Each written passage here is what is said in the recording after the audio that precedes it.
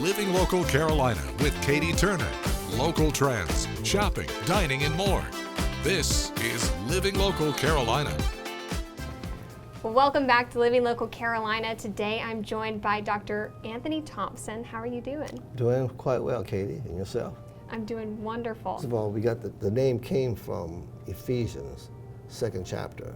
Ephesians talks about him dying to bring the two together as one new humanity. And we had an event. Our first event was November the 20th of 2022. The first night we had a revival. And the reason behind the revival is a good story behind that. It was a church on Aston Street. Right now it's St. John Reformed Episcopal Church. But in the 1800s, it was a Presbyterian church. But it was an integrated Presbyterian church. They had like 12 whites, 12 blacks, and about 48 whites. Anyway, he caught a lot of flack behind it. The pastor's name was Gerardo. And he wanted to do something similar to what we're talking about right now. He wanted to unite the city of Charleston. Yeah, so he had a revival, and a three-day revival.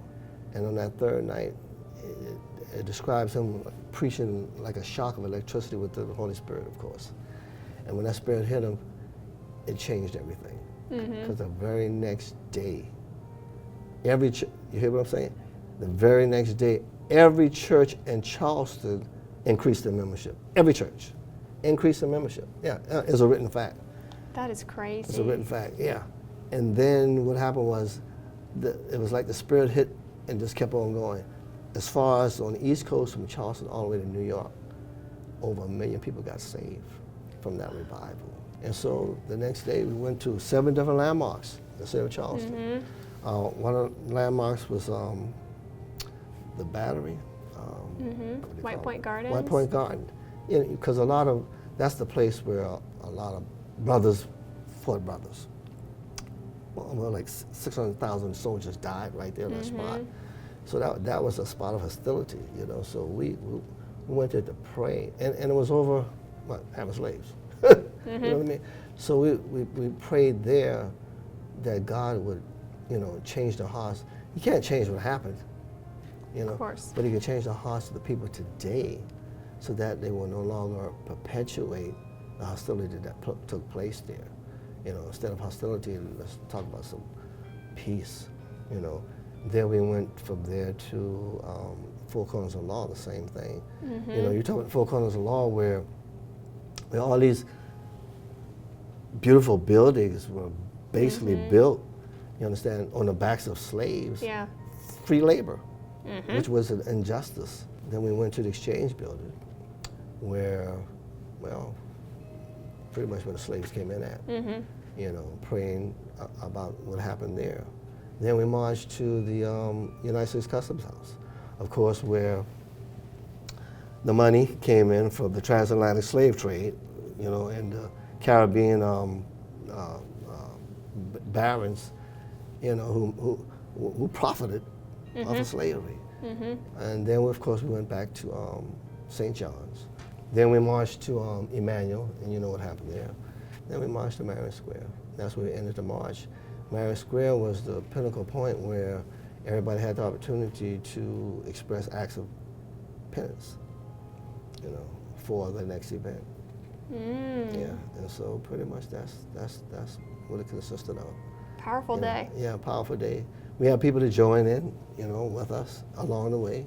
Maybe didn't know that the event was happening. Have no idea. There you go. Then I had some friends of mine who actually like watching it on TV, and they came running out there. I mean, like joining in, yeah. I mean, that. Who I hadn't seen in years, and taking the flags and things out of my hands. I'm trying to figure who are these people. And then I realized people I knew from previous years.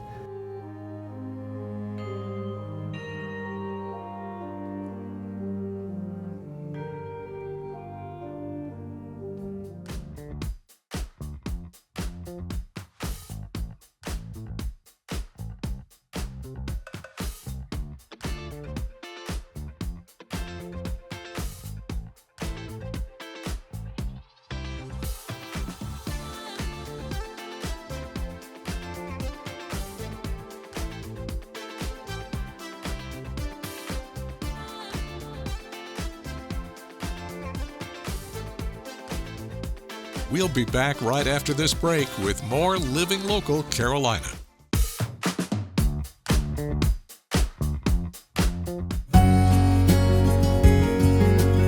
Welcome to Burgess Community Garden. This is a new concept for us that we just started last year. We have this beautiful land, 5 acres, and we happen to have an opportunity to indeed grow and develop and decide what it is we're going to do on this land. One of the things I've done for a long time is I've done outreach. And so not only am I part of the Unity Burgess community, but the outreach community also, is that I was listening to a program by the Boys and Girls Club of the Southern East region. And one of the organizations, I think in Alabama, indicated that they had a food bank and a community garden. So back in 2018, we had inherited this, and then last year I thought, oh, this will be wonderful because we'll be able to bring in the Burgess community, the surrounding community that was historically Black and now is very diverse, but also all the groups of people that we work with. We work with Help for Kids, and we've long worked and supported them, as well as the Boys and Girls Club of Myrtle Beach and Helping Hand and Family Justice. What a good opportunity to indeed start to use the land to indeed provide produce and vegetables to help all the community in terms of that, because as everyone knows, or many of us know, is that hunger is still a reality. What is it we could do to invest in the community? Bringing what it is we produce and having the community help us produce some of that, the local community help us in terms of feeding those that are in need. And that's individuals, that's communities, that's organizations. So as a result of that, Ken, who is my major master only gardener at this point in time, knew what to do in terms of building the garden. So these 2 gardens were produced as demonstration gardens, and they're primarily herbs and spices and some vegetables. And so we've grown from there. I had written a grant, Home Depot indeed responded to it, so we got a $3,200 grant indeed to build vegetable beds, and that's what we did. They came out and they built 12 beds for us so that we could indeed grow the produce that is needed and necessary and wanted by the community that I have indicated earlier.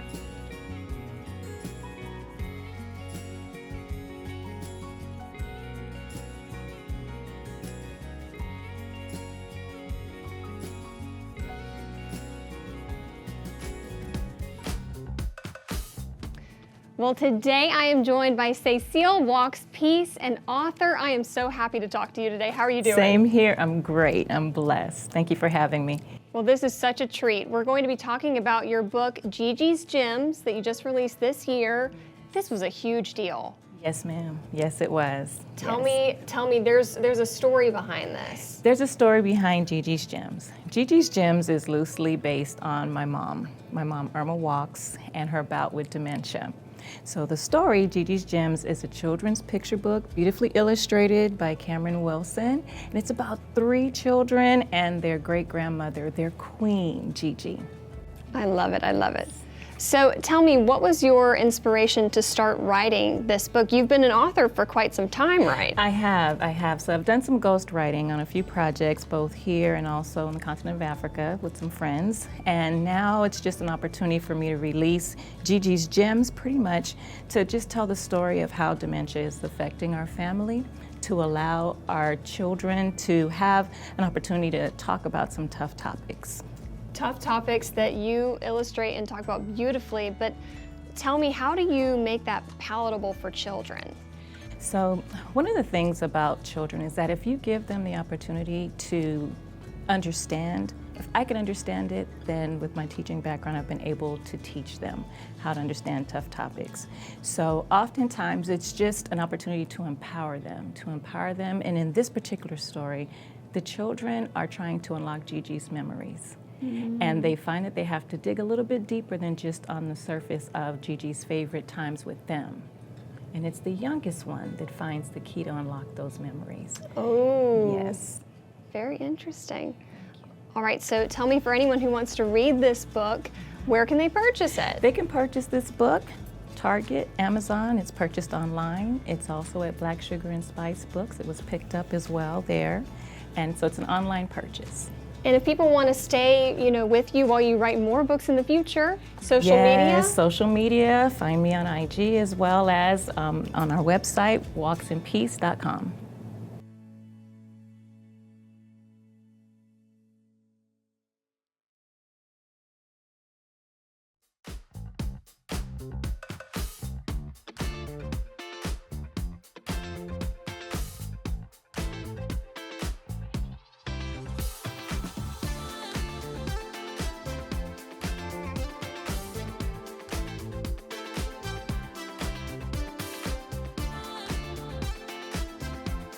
We'll be back right after this break with more Living Local Carolina. This story is sponsored by Habitat for Humanity. Today I'm taking you guys somewhere where I oftentimes go on my lunch break. I am at the Habitat for Humanity Restore in Socastee. I'm joined by Joey. Joey, thanks for showing me around today. Yeah, glad to have you here. Oh my goodness. Okay, you guys are going to actually be having a new store opening up very soon. Give me all the details. Yeah, so we are super excited. We have a second location coming in the Longs area, right off Highway 9. We are hoping to be open for business sometime in May. Okay, let's dive in a little bit into what the Restore is for people that have never shopped here. If you haven't, you need to come by. But what are you guys all about? Yeah, so our main goal here is providing safe and affordable housing in our community. So the Restore here, we take donations of couches, love seats, any kind of furniture, appliances, building supplies, and we have that available to the public for a cheaper price. So then we take that money and we put that right into building our houses. That's very cool. So you can actually see the direct impact right back into the community. How does that exactly work? Yeah, so it's really cool. So we have a home buyer program, which right now actually we are taking applications through March 29th at noon. Okay. So we have 2 application seasons, one in the spring, one in the fall. People can apply to get in our home buyer program. They come in, do some work with us. We work side by side, and hopefully they get their house. But what we do, we take that money here, and that funds those houses. I love it. And you guys have lots to offer here at the Restore. There's really anything that you could possibly need for your home, but it's different every day. You never know what you're gonna get. It is. Our inventory changes almost hourly. Yeah. So we have 2 trucks that goes out and does free pickups in the community. We also take drop-off donations. So then when they bring them back here, customers are all excited.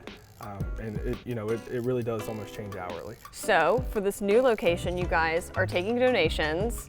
How can people help out? Correct. So we are taking donations now from 10 a.m. to 3 p.m. up at the new location. That is at 2191 Highway 9 East.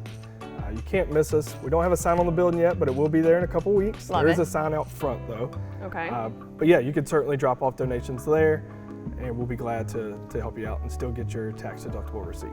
And is there anything that you can't donate? So we don't take any clothes or like linens. Okay. Anything that's stained or ripped or broken, we can't take, but we take a little bit of everything. Yeah, for sure. I have walked through here so many times, and a lot of my home is now thanks to the Restore. Okay, why did you guys want to open a location in Longs? Well, our county is so large. Horry County is a very large county, and we're just trying to service the other part of the county. The more stores that we have, the more revenue we get to generate, which goes back into our homes and more families that we can serve. And how does it feel whenever you're actually able to see that come to fruition? It's super cool. There's not really a feeling that you can describe when you see the family start from day one, when maybe they're just starting with the program, and then that day that we have their home dedication, just to see the excitement in their face. I love it. Okay, I'm going to take you guys along shopping with me, but first give me a little bit more information about this new store and what people need to know before it opens. Yeah, so it's going to be a brand new building, 25,000 square feet. It's going to be super cool, very accessible, but we're already taking donations now. Hoping to open mid-May. As soon as we get the store full, we'll open it up to the public and we'll start having some fun. I love it. Thank you so much. How can people learn more information? Yeah, if you go to our website, habitatorry.org, you'll see all of our information from our restores to our homebuyer program, all the different events we have going on, and also stay tuned to that website because you'll want to know a grand opening date. Yes. So Miguel's behind the camera. He's never been to the warehouse here. So I'm gonna take you back here and show you my favorite part.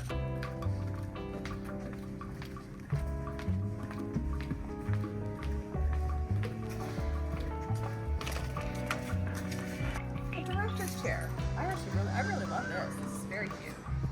This story is sponsored by Habitat for Humanity. Don't forget to like our page on Facebook and follow us on Instagram and Twitter.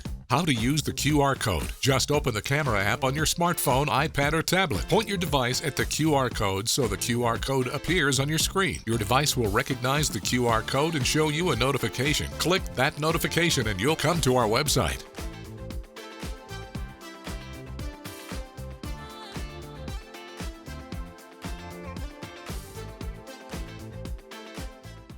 Living Local Carolina, weekday mornings at 9:30 on WBTW News 13.